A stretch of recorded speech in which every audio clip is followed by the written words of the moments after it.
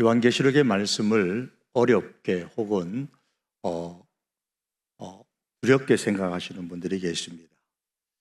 요한계시록의 말씀이 잘 이해가 안 되면 1장에서부터 7장까지만 읽으면 사실 요한계시록이 말씀하고자 하는 것을 우리가 다 이해할 수가 있습니다. 이 1장에서 7장까지 내용에 보면 특별히 이제 7장 마지막에는 천사들의 모습이 나옵니다. 하나님께서 인치신 14만 4천 명이 나오고 또 하나님의 보좌 앞에 있고 거기서 하나님을 밤낮 섬기고 어린 양 되신 예수님의 인도를 받고 하나님께서 모든 성도의 눈물을 씻어주시고 함께 하시는 이 천국의 모습이 7장에 기록됩니다. 이로써 마지막 이 인간의 종말, 역사의 종말의 모습이 기록되죠. 그런데 이것을 좀 더 이제 구체적으로 다시 설명하는 내용이 8장에서부터 14장까지에 기록되어져 있습니다. 그래서 앞서 설명했던 그 심판의 내용들과 그리고 마침내 14장에 가면 14만 4천 명이 하나님을 찬양하는 모습이 나오고 큰 성 바벨론이 무너지고 성도들의 모든 수고가 끝나는 천국의 모습이 나옵니다. 그리고 이 8장에서 14장의 내용을 좀 더 구체적으로 다시 설명하는 것, 또 다시 설명하는 것이 15장에서 16장, 21장, 22장입니다. 반복되고 반복되니까 심층적으로 설명하니까 어렵게 보이는 거예요. 15장에 가면 천국에서 찬양하고 하늘 성전문이 열리는 장면이 나오고 16장에 가면 또다시 마지막 심판 재앙, 대접의 심판이 나오고 예수님께서 재림하시면서 큰 성 바벨론이 멸망하는 사건이 나옵니다. 그리고 다음에 21장에서 22장으로 가면 새하늘과 새 땅, 역시 천국의 모습이 나옵니다. 그러므로 16장까지 읽으시고 다시 이제 21장으로 넘어가서 22장까지 읽으셔도 됩니다. 그런데 이 사이에 그러면 16장과 21장 사이에 17장과 18장, 19장, 20장이 있죠. 이것도 다시 앞에 있는 내용을 보충 설명하는 거예요. 17장에서 18장에 가면 큰 성 바벨론에 흥황하고 멸망하는 사건이 나옵니다. 앞서서 이미 14장, 오늘 본문에서 큰 성 바벨론의 멸망에 대해서 말씀하고 또 16장에 가서도 말씀하고 또 17장, 18장에 가서도 또 바벨론이 흥황했다가 멸망하는 사건이 나옵니다. 그리고 바벨론이 멸망하면 19장에는 어린 양의 잔치와 마지막 전쟁인 아마겟돈 전쟁이 나오고 20장은 이 예수님의 그 어린 양의 혼인 잔치와 아마겟돈을 좀 더 구체적으로 다시 설명하고 있습니다. 이렇게 반복적으로 요한계시록이 설명을 하고 있기 때문에 우리가 읽기에 이해하기에 좀 구조적으로 어렵다 하시는 분들이 계십니다. 이 14장에는 큰 성 바벨론이 무너지는 예언이 나옵니다.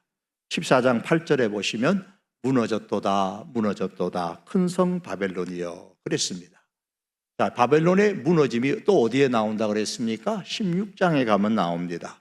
16장 19절과 20절에 보시면 큰 성이 세 갈래로 갈라지고 만국의 성들도 무너지니 끝에 보시면 각 섬도 없어지고 산악도 간데 없더라. 큰 성 바벨론이 무너진다 그랬습니다. 또 어디 나온다고 했습니까? 18장에 가면 또 나온다고 했습니다. 18장 2절에 보시면 힘찬 음성으로 외쳐 이르되 무너졌도다 무너졌도다 큰 성 바벨론이여. 큰 성 바벨론이 무너졌다 그랬습니다.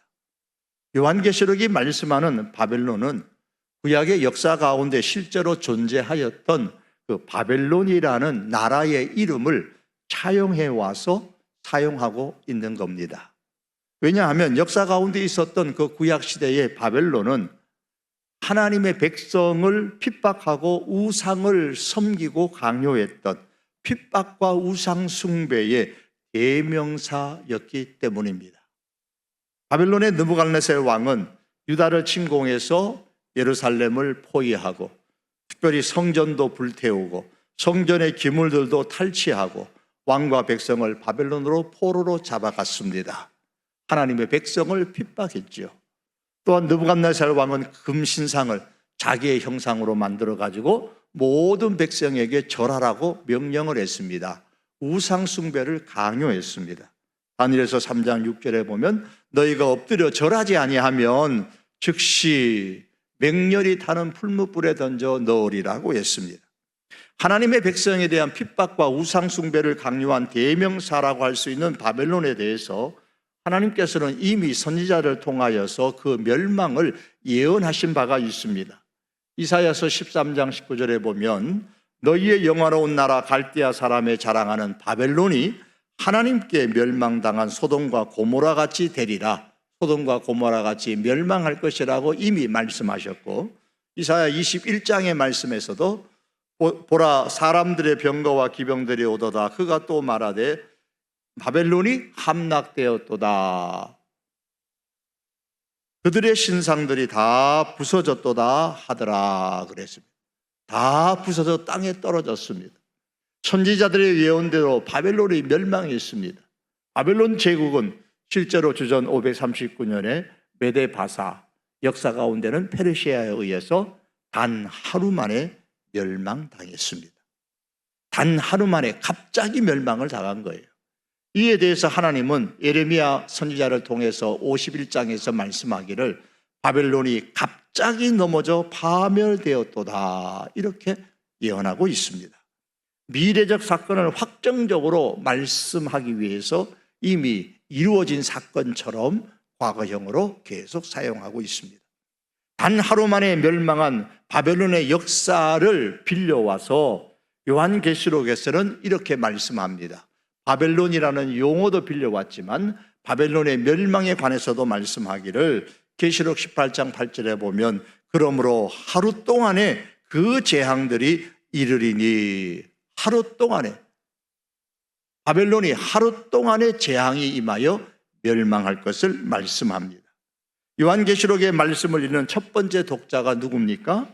로마 시대에 핍박받는 그리스도인들입니다. 그러므로 이들에게 있어서 바벨론이라는 것은 구약시대에 이스라엘을 멸망시켰던 바벨론이 아니라 바로 로마가 그들의 바벨론입니다. 로마가 이스라엘을 또한 멸망시키고 로마가 그리스도인들을 핍박하고 로마가 우상숭배를 강요했습니다. 네로 황제나 도미티안 황제나 트라이안 황제 등등이 그리스도인들에게 황제 숭배를 강요했습니다.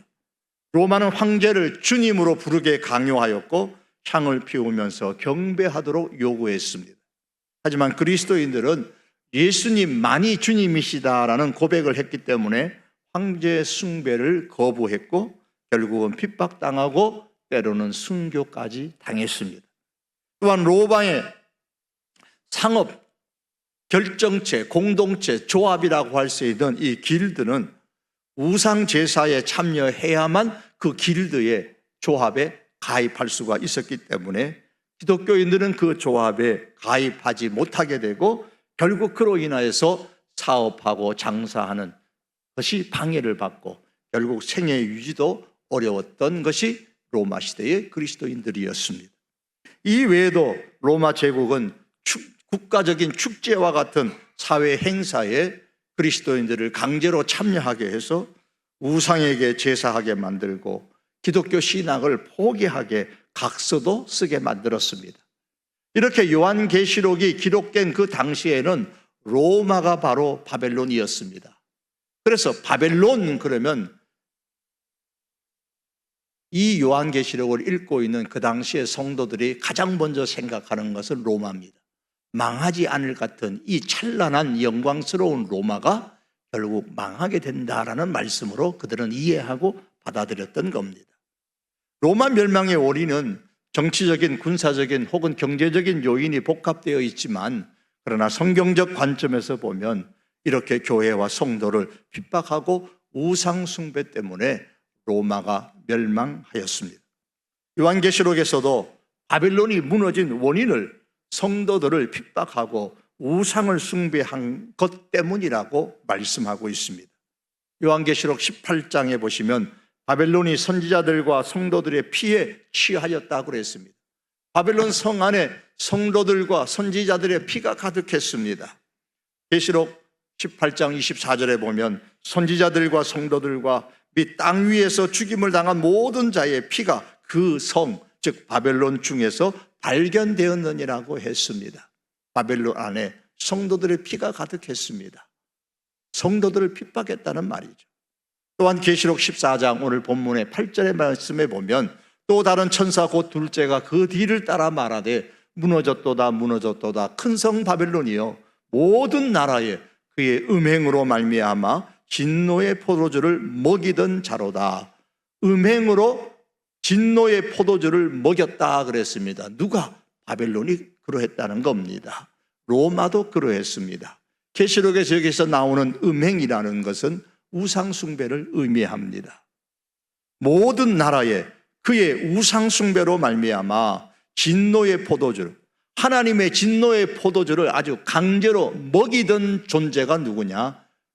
구약에 존재했던 바벨론이었고 또 요한계시록 당시에 로마였습니다. 앞으로도 그럴 것이라고 했습니다. 본문 말씀인 요한계시록 24장 17절에서 22절에 보면 하나님의 심판을 포도추수에 비유하여서 설명을 합니다. 거기에 18절에 보시면 예리한 낫을 휘둘러 땅에 포도송이를 거두라. 그 포도가 익었느니라 그랬습니다. 포도가 다 익었습니다. 그래서 포도송이를 거둔다 그랬습니다. 이것을 심판으로 표현하고 있습니다. 19절과 20절에 보면 천사가 낫을 땅에 휘둘러 땅의 모든 포도를 거두어 하나님의 진노의 큰 포도주 틀에 던짐에, 포도주 틀에 익은 포도를 던지면 어떻게 됩니까? 그 틀에 의해서 포도즙이 땅으로 흘러가죠. 그래서 마치 이것이 피와 비슷하니까 포도 추수 비유를 한 겁니다. 성 밖에서 그 틀이 밟히니 틀에서 피가 나서 말굴레까지 닿았고 1600 스타디온에 퍼졌더라 그랬습니다. 이 포도 추수로 말미암아 1600 스타디온에 하나님의 재앙이 퍼졌다 그랬습니다. 그러므로 이 포도 추수는 불신자들과 악한 자들의 임할 하나님의 진노의 심판을 의미합니다. 여기서 스타디온, 20절에 나오는 스타디온이라는 말은 고대 당시에 거리를 말할 때 사용하는 길이 단위입니다. 오늘날 우리를 말하면 몇 미터, 몇 센치라고 하는 길이의 단위입니다. 1600 스타디온이다라는 이 표현은 어떠한 특정한 거리를 의미하는 것이 아니고 어떤 분들은 이스라엘 땅의 전체를 표현한다고 말하기도 하지만 온 세상을 의미하는 겁니다. 불신자 중에서 하나님의 진노의 심판에서 제외되는 지역이나 제외되는 사람은 한 사람도 없다라는 의미에서 철저한 하나님의 심판이라는 의미에서 1600 스타디온이라 그렇게 표현을 하고 있습니다. 그리고 포도가 익었다 그랬어요. 익었다라는 말은 악한 자들의 악이 가득 찼다라는 말입니다. 악이 가득 차면 하나님의 심판이 반드시 오게 됩니다. 전도서 8장 11절에 보면 악한 일에 관한 징벌이 속히 실행되지 아니하므로 인생들이 악을 행하는 데에 마음이 담대하도다 그랬습니다. 악이 가득 찰 때까지 하나님은 금방 악을 행한다고 그래서 즉시로 곧바로 심판한 게 아니라 악이 가득 찰 때까지 기다리시는 거예요. 그러다 보니까 인생들이, 사람들이 악을 행하는데 마음이 대담해졌습니다. 하나님의 심판이 곧바로 오는 것이 아니기 때문에 하나님은 포도가 완전히 익을 때까지 기다리시기 때문에 사람들의 마음이 대담해졌습니다. 악을 행하는데 대담해졌어요. 여러분, 죄 짓는 일에 우리는 절대로 담대할 것이 못 됩니다. 우리가 악을 행하는 데에 결코 우리의 마음이 대담해져서는 아니 됩니다. 노아 시대도 죄악이 관영함으로 홍수 심판이 왔고 소돔과 고모라도 죄악이 가득 찼을 때에 유황불의 심판이 있었습니다. 세상의 마지막이 가까울수록 사람들은 악을 행하는 데에 대담해집니다. 그리고 악을 행하면서도 마음의 가책을 전혀 느끼지 않습니다. 그 결과 악이 점점 퍼지게 되고 가득 차게 되고 악의 농도도 짙어지게 되는 겁니다. 익어지게 되는 거예요. 그때에 하나님의 심판이 임하게 됩니다. 이처럼 요한계시록은 포도 추수 비유를 통해서 바벨론의 멸망을 하나님의 진노의 포도주에 비유했습니다. 무너졌도다, 무너졌도다. 큰 성 바벨론이요. 무너졌다는 이 표현과 큰 성 바벨론이라고 이 비교를 하고 있습니다. 큰 성 바벨론입니다. 절대로 무너지지 않을 것 같은 바벨론입니다. 역사 가운데 있었는 바벨론도 그러했고 천년의 역사를 가졌던 로마도 그러했습니다. 절대로 무너지지 않을 정도로 강력한 나라인 바벨론인데 무너진다고 말씀했습니다. 하나님은 그 찬란한 로마가 결국은 무너지게 될 것을 사도 요한에게 보여주셨습니다. 무너질 것 같지 않지만 그러나 반드시 무너집니다. 반드시 무너진다는 사실을 강조하기 위하여 과거의 형태로 무너졌도다 이렇게 이미 이루어진 것으로 그렇게 표현을 했습니다. 인간의 제국이 아무리 강해도 우리가 이 땅에서 쌓는 것이 아무리 든든해도 우상 숭배와 하나님의 교회와 성도를 핍박하는 존재는 반드시 하나님 앞에서 무너지게 됩니다. 구약 바벨론의 멸망은 세상의 바벨론의 심판의 무너짐의 대표가 되는 겁니다. 역사적으로 바벨론 제국도 로마 제국도 멸망했습니다. 그러면 바벨론은 로마에서 이제 끝이 나는 것일까요? 그렇지 않습니다. 요한계시록에 기록된 이 목적은 단순히 로마 시대에 사는 성도들만을 위한 것이 아니라 세상의 마지막까지 적용될 말씀입니다. 따라서 오늘 우리 역시도 오늘날의 우리의 바벨론이 무엇인가를 알아야 됩니다. 요한계시록에 기록되어질 그 당시의 성도들에게 있어서 바벨론은 로마였지만 오늘 우리들에게 있어서 바벨론은 과연 무엇일까라는 겁니다. 바벨론과 로마의 대표적 특징이 무엇입니까? 그리스도인들에 대한 핍박과 우상 숭배입니다. 그러면 오늘날 바벨론적 가치와 바벨론적 행동에 참여하는 모든 나라나 모든 사람은 다 현대의 바벨론이라고 할 수가 있습니다. 바벨론만 무너지는 게 아닙니다. 바벨론의 가치와 그 행동에 참여하는 사람도 나라도 역시 무너집니다. 본문 9절과 10절에 보면 또 다른 천사 곧 셋째가 그 뒤를 따라 큰 음성으로 이르되 만일 누구든지 그랬습니다.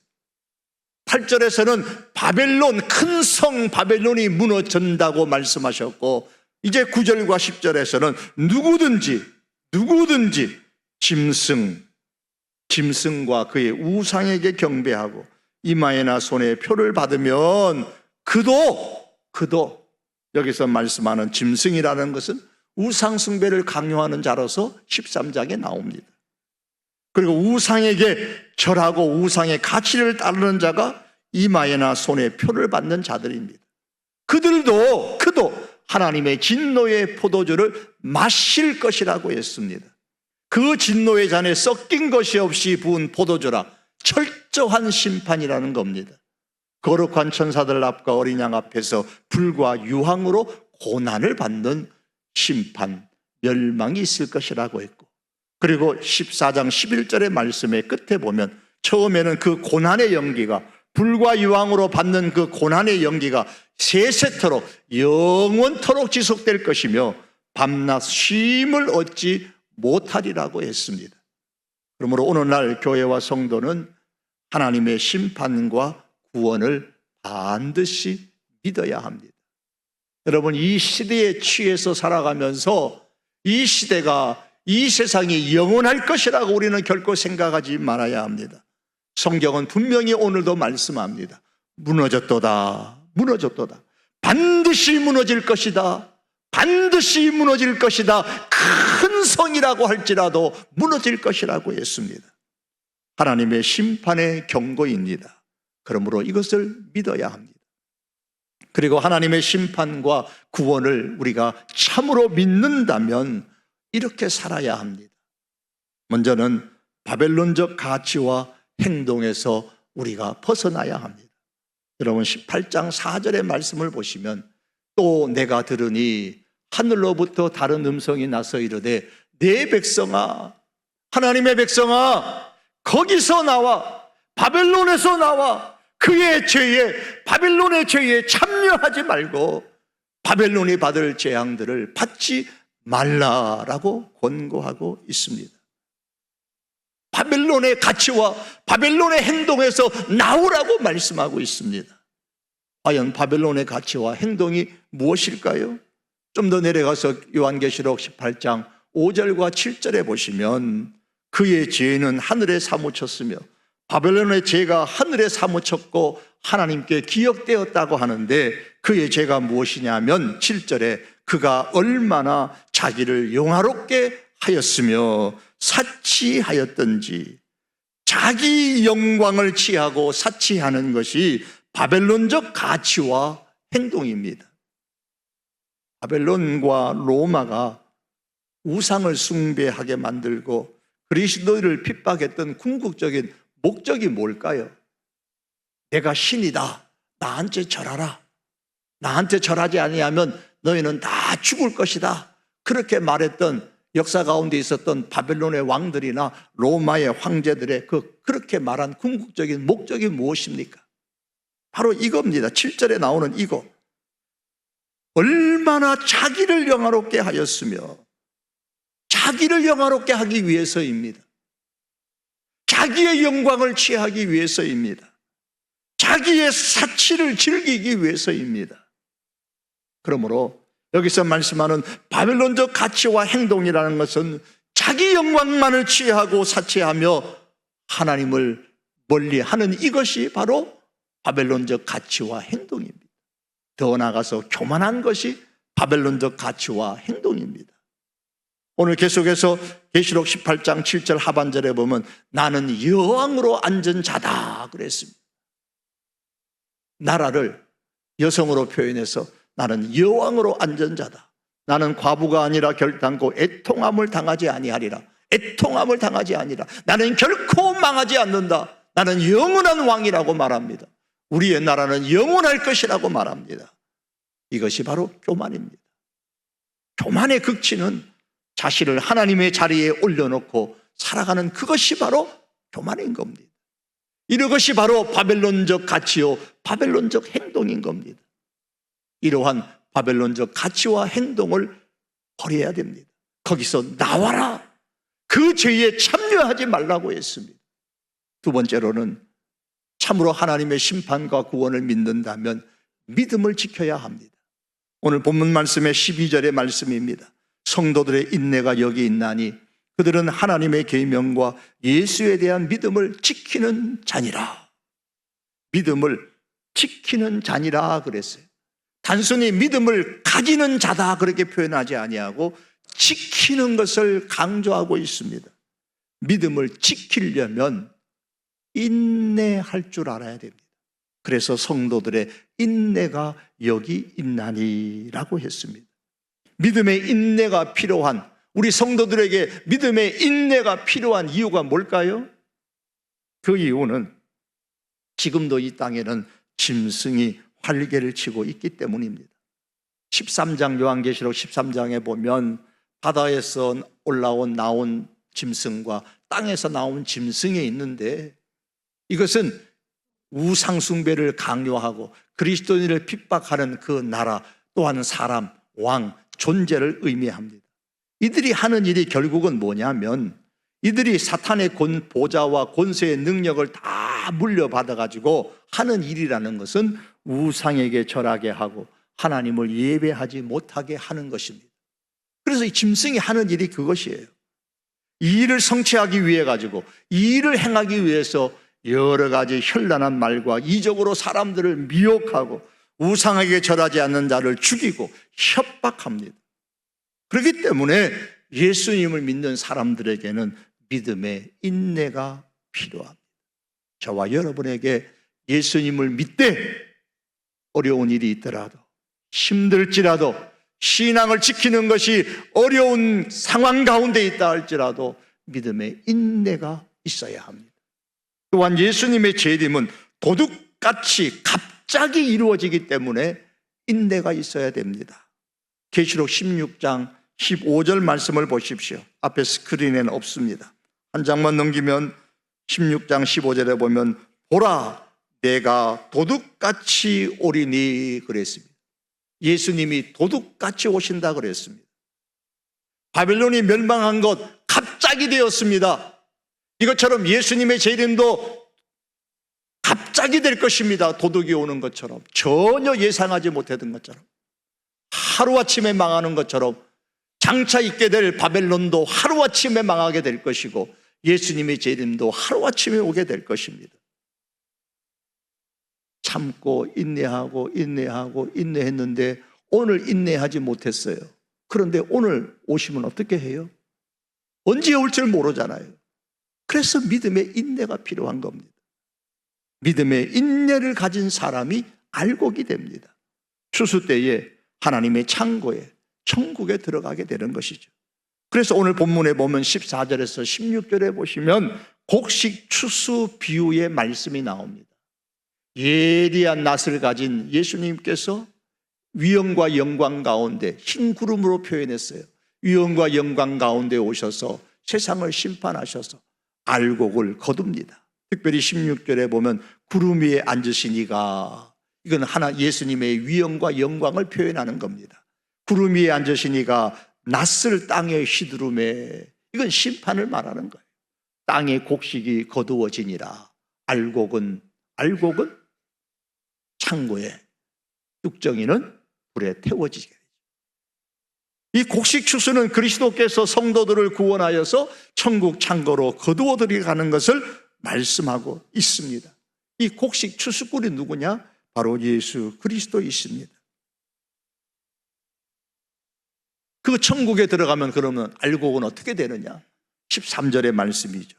또 내가 들으니 하늘에서 음성이 나서 이르되 기록하라 지금 이후로 주 안에서 죽는 자들은 복이 있도다 하심에 성령이 이르시되 그러하다 그들의 수고를 그치고 쉬리니 이는 그들의 행한 일이 따름이라 하시더라. 이를 볼 때에 심은 대로 거두는 것은 땅의 원리이기도 하지만 하늘의 원리이기도 합니다. 갈라디아서 6장 7절에 보면 사람이 무엇으로 심든지 그대로 거두리라 라고 했습니다. 우상을 섬기고 하나님을 경배하지 않았던 사람들은 불과 유황 가운데서 밤낮 쉼을 얻지 못하는 반면에 핍박과 유혹 가운데서도 인내하면서 믿음을 지키며 하나님을 예배한 사람들은 하나님의 상을 받는데 오늘 본문에는 그 상을 쉼의 복이라 그렇게 표현을 했습니다. 심은 대로 거두게 하십니다. 말씀을 맺기를 원합니다. 사랑하는 성도 여러분, 하나님의 심판과 구원이 있다는 사실을 꼭 믿으시기를 바랍니다. 무너졌도다 큰 성 바벨론이요. 구약 시대의 바벨론 시대에 바벨론이 무너질 줄 그 시대의 사람들은 몰랐습니다. 로마 시대의 사람들은 그 강력하고 찬란한 로마가 무너질 줄 몰랐습니다. 오늘날 우리 앞에 있는 이 세계가, 이 나라들이 우리는 무너질 줄 모르고 살아갑니다. 그러나 분명히 하나님은 요한계시록을 통하여 우리들에게 말씀합니다. 반드시 무너질 것이다. 반드시 무너질 것이다. 아무리 큰 성이라고 할지라도 무너질 것이다. 우리가 이 사실을 분명히 믿고, 그리고 이 사실을 우리가 믿는다면 바벨론적 가치와 행동에서 나와야 됩니다. 벗어나야 합니다. 거기에 참여하지 말기를 바랍니다. 그리고 예수님을 믿을 뿐만 아니라 믿음의 인내로 끝까지 믿음을 지킬 수 있는 하나님의 사람으로 승리할 수 있기를 주님의 이름으로 축복합니다. 기도드립니다.